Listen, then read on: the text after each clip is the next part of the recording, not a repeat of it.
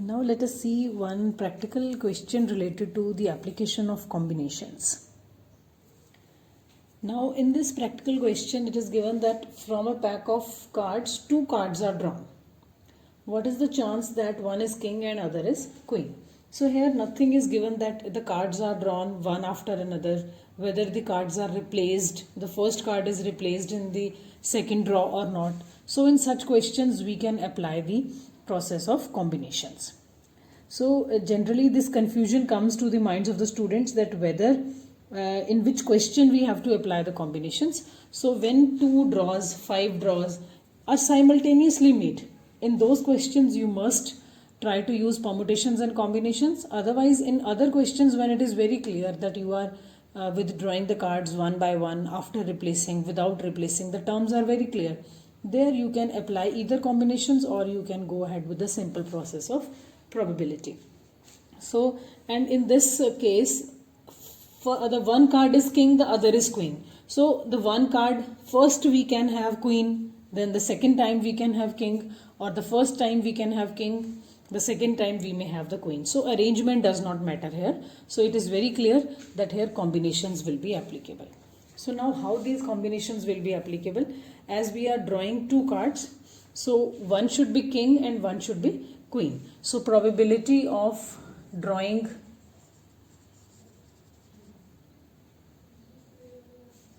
a king. So if we have to apply the process of combinations, it will be 4C1, as there are 4 out of 4 kings, we are drawing 1 card. Same will be the case with the queen. There are 4 queens and we are drawing 1 card. So 4C1 will be the probability of drawing a king and 4C1 is the probability of drawing a queen. So now again we have to apply the basic concepts of multiplication theorem, and that we have done, like favorable cases upon total number of cases. Then we will write this line again, probability that one card is king and the other card is queen.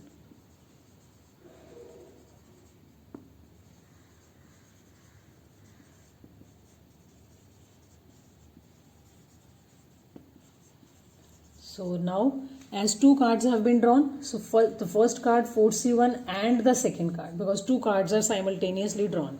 So it will be and divided by total number of cases, 52 cards, we have drawn 2 cards. So this is how the combinations will be applied. Now to solve these combinations, you have seen the formula, we will apply that formula. First for 4C1, how we solve this? You have seen NCR, the formula was n factorial upon n minus r factorial into r factorial. So we will apply this method and solve this 4C1. Now n is 4 divided by again 4 minus 1 factorial into 1 factorial. So solving this, it will be 4, 3 factorial. I am stopping because I can see below I will have 3 factorial. So I can delete that. 1 factorial will also equal to 1. So this answer is going to be 4. So now the value of 4C1 is 4.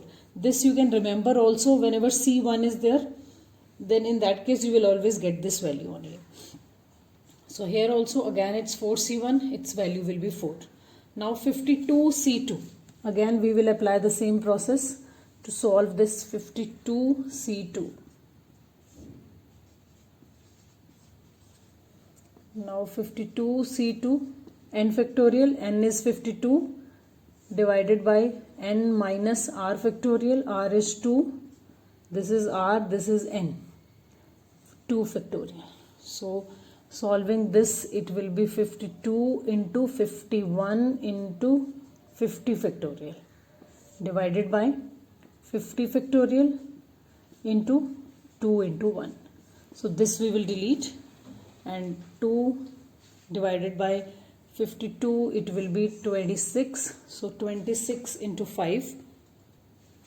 So it comes out to be 130. Multiplying 26 with 5, 26 into 51. Sorry, it comes out to be 1326. So we can put this value 1326. Now you can solve this. Here it is king. So we can solve and get the final fractional answer. So it will be 8 divided by 663. So this will be our final answer. So this is how the process of combinations is applied in the questions.